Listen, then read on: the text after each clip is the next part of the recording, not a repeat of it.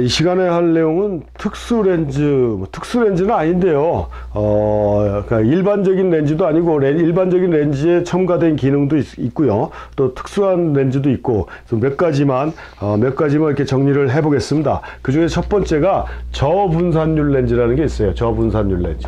이 저분산율 렌즈라는 건 지금은 일반적인 기능의 렌즈로 됐지만 몇 년 전만 하더라도 아주 특수 렌즈에 해당됐던 그런 렌즈입니다. 특수 렌즈요. 이게 무슨 얘기냐면 다음 시간에 렌즈의 수차에 대해서 잠깐 알려드리는데 렌즈의 수차는 우리가 그렇게 크게 심각하게 공부할 건 없습니다. 단적으로 말씀드리면 렌즈의 수차라는 건 렌즈가 가지고 있는 결점이다. 결점이 뭡니까? 단점이잖아요. 어떤 단점을 얘기하는 거예요? 초점이 맞지 않는 단점을 우리는 렌즈의 수차라고 얘기하고요. 대부분의 렌즈에는 잔존 수차라고 해서 아무리 렌즈 수차를 개선했다라고 해도 미세하게나마 수차가 남아 있어요. 그래서 이게 초점의 정밀도를 떨어뜨리는 그런 경우도 있고, 그래서 우리가 비싼 렌즈를 써라 라고 하는 건 이런 렌즈의 수차를 극소화시킨 렌즈들을 써라 그 얘기다라고도 보시면 됩니다. 그래서 이런 렌즈의 수차는 어떤 경우에 생기냐면 거의 대부분의 수차가 렌즈가 구면이기 때문에 생기는 거예요. 렌즈가 구면이라는 건 그러니까 우리 렌즈가 이렇게 생겼지 않습니까? 이렇게 생기다 보니까 중앙으로 들어간 빛하고 주변으로 들어간 빛에 초점 맞는 위치가 딱 맞아야 되는데 이 초점 맞는 위치가 어긋나 버리는 거예요. 어긋나 가지고 초점이 흐려지는 현상을 우리가 렌즈 수차라고 그러는데, 렌즈가 구면이기 때문에 생기는 수차가 구면이기 때문에 생기는 게 대부분의 그 렌즈 수차입니다. 근데 그 중에서 그걸 우리가 이제 구면 수차라고 얘기를 하는데, 그거 말고 색 수차라는 게 또 있대요. 색 수차. 이 색 수차는 빨주노초 파남보 빛의 파장에 따라 굴절률이 틀려져 갖고 초점이 어긋나는 이런 현상들을 얘기한답니다. 그래서 이게 초점 거리가 길어지는 쪽으로 가면은 이런 현상들이 많이 나타난다라고 얘기를 해요. 해서 그런 그 분산율을 좀 높여가지고 이 파장의 변화를 어떻게 시켜서 초점을 맞춘다. 이렇게 이 기술적인 이론은 그러는데 실질적으로 이런 기술적인 내용은 우리가 알 필요는 없죠. 우리가 사진 찍는데 도움되는 건 아니니까. 그러니까 그런 게 있는데 그걸 극복한 렌즈다라는 정도만 알고 있으면 되지, 색수차는 빛의 파장이 어떻게 달라져 갖고 뭐가 어떻게 생기고 하는 이런 과학적인 이론이나 원리까지 우리가 알 필요는 없다라고 저는 생각을 합니다. 왜냐하면 그 부분을 모르고 지금까지 30여 년을 살았었는데도 사진 찍는데 아무런 문제점이 없었기 때문에, 그렇지만 내가 렌즈를 선택하고 장비를 선택하는 데 있어서 기본적으로 이런 건 이래서 이렇게 선택하는구나를 알아야 되니까, 렌즈의 수차가 뭐고 거기에 따른 색수차는 뭔데 그걸 극복한 렌즈가 저분산율 렌즈다라는 정도만 알고 있으면 된다는 얘기입니다. 그래서 그걸 갖다가 캐논에서는 로우 해가지고 L 렌즈라고 그랬고요. 니콘에서는 ED, 엑스트라 로우 디스퍼전, 그래서 ED 렌즈라고 얘기를 했는데, 이 캐논의 L 렌즈가 어느 순간부터 조금 또 말이 바뀐 게 아니라 어원이 바뀐 게 지금은 럭셔리로 바뀌었어요. 그래서 캐논에서 만드는 아주 제일 좋은 최상의 렌즈를 L이라고 하거든요.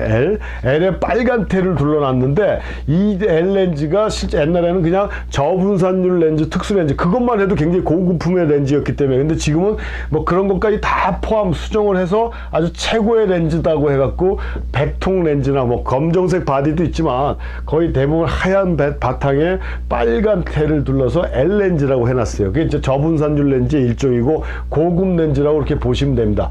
니콘 같은 경우는 ED라고 이렇게 금 색깔로 표시를 해놨죠. 골드 색깔로 ED. 그리고 얘네들은 L이라고 안 하고 니콘은 N이라고 하더라고요. N. 나노 크리스탈 그래갖고 이것도 L하고 똑같이 니콘에서 나오는 최고급의 렌즈다라는 그런 명칭을 갖고 있대요. 아무튼 이렇게 L이나 ED나 또는 어떤 회사는 아포 그래가지고 이런 세 가지 명칭을 사용하는데, 요게 분산율을 이상적으로 만들어서 색수차를 제거해서 렌즈의 선명도를 높여주는 이런 기능을 갖고 있는 게 요 저분산율 렌즈고, 이 저분산율 렌즈는 몇 년 전만 하더라도 아주 특수하고 고급형의 렌즈였는데 지금은 대부분의 렌즈들한테 거의 포함되고 있는 그런 렌즈의 형태가 이 저분산율 렌즈다. 그러니까 아주 고가의 특수 렌즈가 아니고 가격 자체가 굉장히 많이 올랐어요. 옛날보다.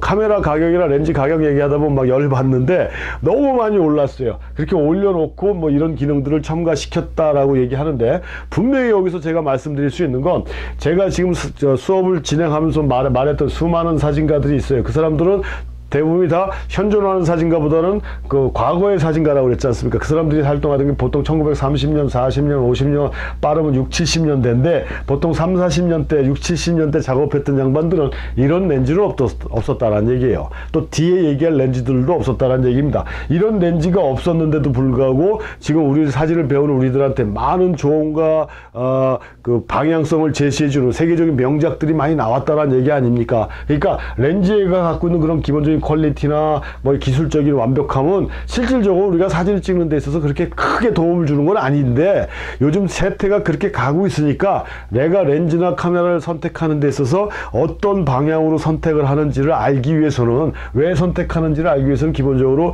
이런 내용만큼 알고 있어야 된다라는 거고요. 이런 렌즈들이 사진 내용에 뭐 큰 도움을 주고 하는 거는 절대 아니다라는 거. 이런 거 아니더라도 사진적인 이미지나 내가 원하는 사진적인 내용을 얼마든지 만들어낼 수 있다라는 것만 아시면 되고요. 그래서 아무튼 이런 저분산율 렌즈, 이런 렌즈들은 요즘은 거의 일반화된 렌즈고 사용되는 렌즈들이다라고 이렇게 보시면 되고요. 뭐 여기 나온 김에 몇 가지 더 얘기하면, 캐논 같은 경우 USM 이렇게 돼 있잖아요. 울트라소닉 모터라고 그래갖고 초음파 모터. 그러니까 무슨 얘기예요? 무소음이죠, 무소음. 좀 싼 렌즈들은 렌즈가 전후진 운동할 때 초점 맞출 때 비비비비 이렇게 움직이는데, 이 초음파는 아무 소리도 안 들려요. 경동이 살짝 이렇게 렌즈가 돌아가는 그런 약간의 소리는 말고는 거의 들리지 않습니다. 근데 뭐 이것도 마찬가지예요. 사진을 잘 찍고 못 찍고 하는데 도움되는 건 아니죠. 카메라의 흔들림을 막아준다라는 건 있대요. 뭐 무소음으로 움직이니까. 근데 그냥 매뉴얼로 초점 맞추면 되지. 그럼 그런 게 겁나면은.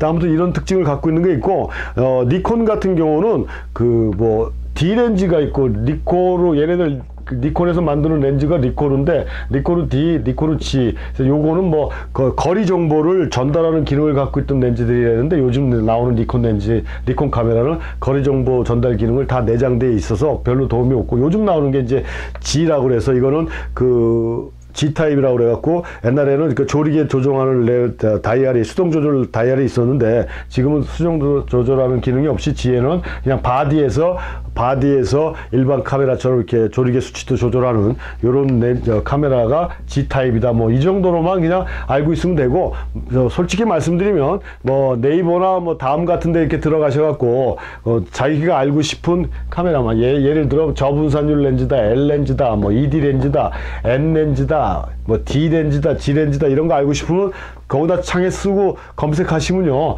뭐 엄청나게 자세하게, 뭐 진짜 과학도 같은 그런 내용으로 정확한 정보들을 알 수 있는 상황들이 지금 많이 생겼습니다. 그래서 그런 기술적인 내용에 굉장히 궁금하신 분들이 많으면 그런 쪽으로 활용을 하시면은 훨씬 더 도움을 받을 수 있다라고 제가 책임을 좀 전가하고요.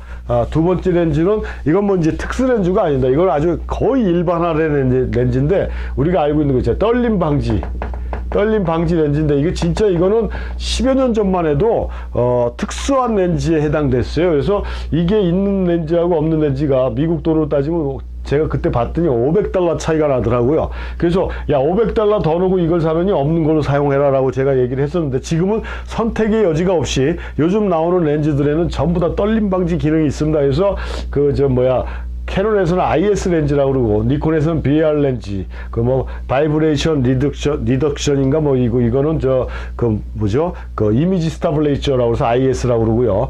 또 시그마에서는 옵티컬 그래갖고 OS라고 그러는데, 옵티컬 스타블레이저 그래갖고, 이것도 이제 메이커마다 좀 틀린데, 이런 기능들은 그 렌즈에 다 부착돼 있어요. 렌즈에 부착돼 있고, 바디에 부착되어 있는 회사가 미놀탄, 제가 정확하게 모르겠는데, 어떤 특정한 카메라에서는 바디에 붙여놔서 렌즈는 아무거나 끼든지 간에 바디에서 그런 거를 해주는 거 있는데, 나머지들은 좀 비양심적인 브랜드들입니다. 렌즈마다 그게 따로따로 설치되어 갖고 그런 기능을 원하시는 분들은 그게 첨가된 렌즈를 사야 되는데, 아까도 말씀드렸지만 이 기능 자체가 없다 그래서 내가 사진 찍는데 전혀 문제가 절대 문제가 생기는 거 아니라고 그랬어요. 없어도 돼요. 이 IC 기능은 내가 손으로 들고 그러니까 삼각대를 놔야 되는데, 실질적으로 따지면 삼각대를 설치해 놓고 좀 더 정확하고 정밀한 사진을 찍어야 되는데 이 삼각대를 놓기가 너무 귀찮은 거예요. 불편한 거죠. 그러니까 손으로 들고 찍으면서도 좀 안 흔들렸으면 좋겠다라는 아주 얄팍한 사람의 심리를 이용한 것이다 라고 보시면 돼요.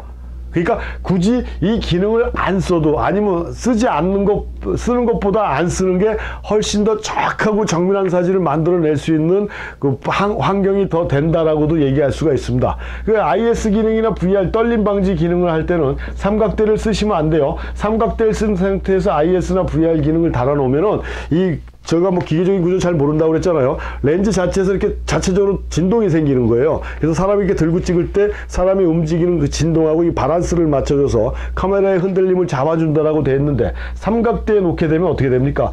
다리는 고정돼 있어서 카메라는 안 움직이는데 이 렌즈 자체만 흔들려 버리니까 이 효과가 역효과가 난다라는 얘기죠.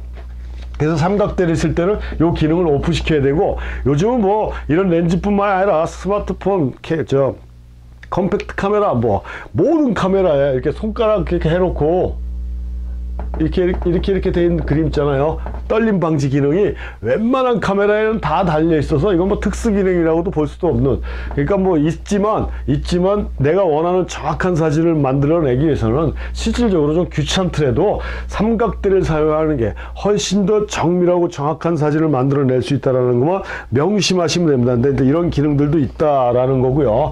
마지막으로 비구면 렌즈라는 게 있습니다. 비구면 렌즈.